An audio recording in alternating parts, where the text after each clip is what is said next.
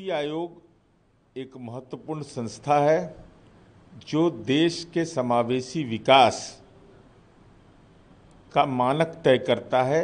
राज्य अपने हित के बारे में अपने सामाजिक और आर्थिक सवालों को मजबूती के साथ रखता है। तो नीति आयोग की बैठक में बिहार में के माननीय उप मुख्यमंत्री द्वय और बिहार को ये गौरव प्राप्त है कि जनता दल यू के पूर्व राष्ट्रीय अध्यक्ष माननीय ललन सिंह जी नीति आयोग की बैठक में भाग लेंगे, हमारे वरीय पदाधिकारी भाग लेंगे।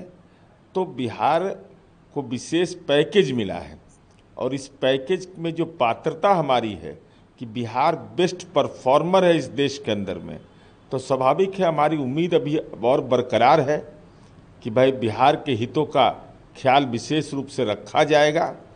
और विपक्ष के कुछ एक राजनीतिक दल नीति आयोग की बैठक का भी बहिष्कार कर रहे हैं। ईर्ष्या द्वेष की बुनियाद पर जनता के हितों की बलि नहीं दी जा सकती है। सवाल ममता दीदी से है कि ममता दीदी जी, आप पश्चिम बंगाल के मुख्यमंत्री हैं। मैंने मीडिया में सुना कि आपने यह कहा कि योजना आयोग को बहाल किया जाए। तो जब योजना आयोग कांग्रेस ने बनाया था तो उस कांग्रेस को तो आपने पश्चिम बंगाल में एक सीट देना भी मुनासिब नहीं समझा, राजनीतिक अपमान कर दिया और कांग्रेस की कार्य संस्कृति को आप अपनाना चाहती हैं। चाहे योजना आयोग अथवा नीति आयोग हो, दोनों का मापदंड एक है और उस मापदंड के अनुरूप राज्य अपने विकास की चिंता करता है। राजनीति की चिंता करने से अच्छा है कि विकास की चिंता करिए। साथ ही सवाल ये भी खड़ा हो रहा है कि नीतीश कुमार इस बैठक में नहीं गए हैं, तो कई सारे सवाल उठाए जा रहे हैं। माननीय नीतीश कुमार जी पूर्व के बैठक में भी नहीं गए हैं और जो लोग ये सवाल उठा रहे हैं वो अज्ञानी हैं। वो लगता है कि अपने नेता जो उनके लापता रहे हैं मानसून सत्र में, उन्हीं का राजनीतिक इलाज कर रहे हैं। हमको स्मरण है कि राज्य के उप मुख्यमंत्री होने के नाते तेजस्वी यादव जी नीति आयोग की बैठक में भाग लिए हैं। लगता है कि दूरी बहुत बढ़ गई है।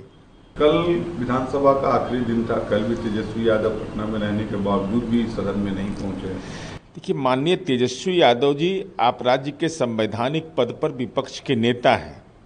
राजनैतिक रूप से गुमशुदा होने से सवालिया निशान के घेरे में आ गए और आपका यह दावा है कि हम जनता के दिल में हैं। तो 4 लोकसभा की सीट आपको आई, तो जनता के दिल का दावा खारिज हो गया।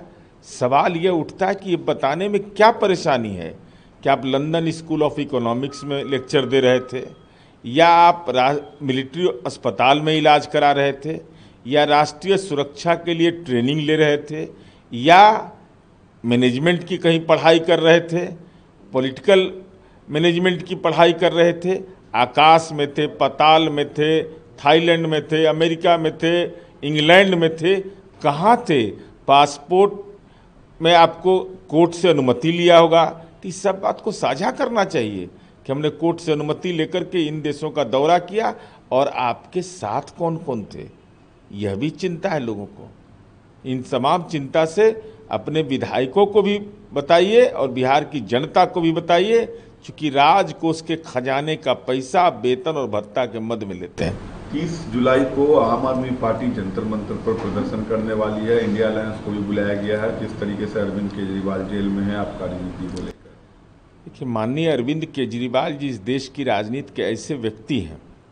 हेमंत सोरेन जेल जाने के बाद इस्तीफा दे देते हैं, लालू प्रसाद जी जेल जाने के बाद राबड़ी देवी को मुख्यमंत्री बना देते हैं, लेकिन अरविंद केजरीवाल जी जेल से ही सरकार चला रहे हैं। डॉक्टर भीमराव अंबेडकर के संविधान की मूल आत्मा पर ही सीधा हमला किया।